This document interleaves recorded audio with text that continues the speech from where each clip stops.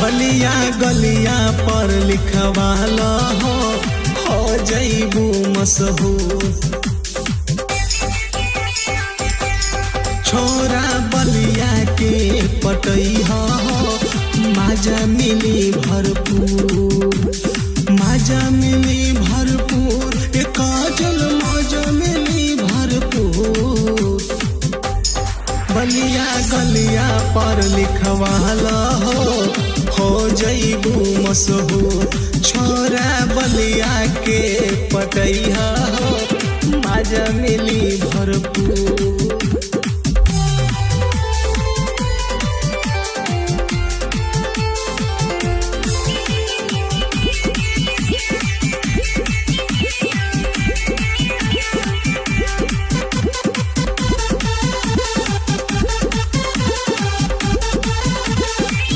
घोघा बजरिया से लिहोठ लाली, अरे बती से किनिहर खा कान वाली।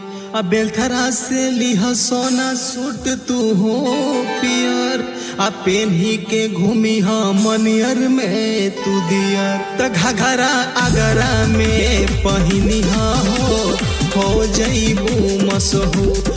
छोरा बलिया के पटैहा हो माजा मिली भरपूर, माजा मिली भरपूर, ये पूजा माजा मिली भरपूर।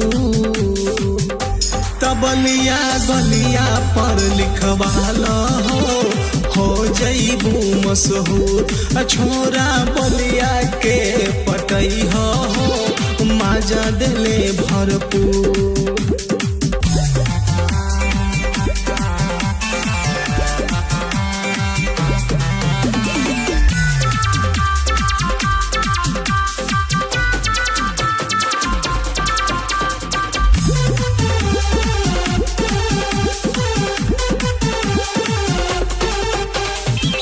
वीरों की धरती जवानों की देश, अबागी बलिया उत्तर प्रदेश। घुमाए जान तू श्रवण के संगिया, हो जईबू फेमस जान श्रवण के जरिया।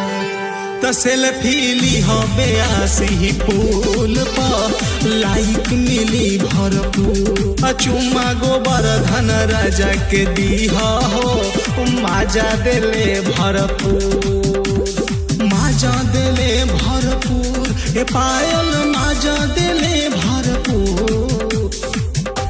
तबलिया गलिया पर लिखवाला हो जईबू मशहूर। छोरा बलिए के पटैहे हो माजा दिले भरपूर।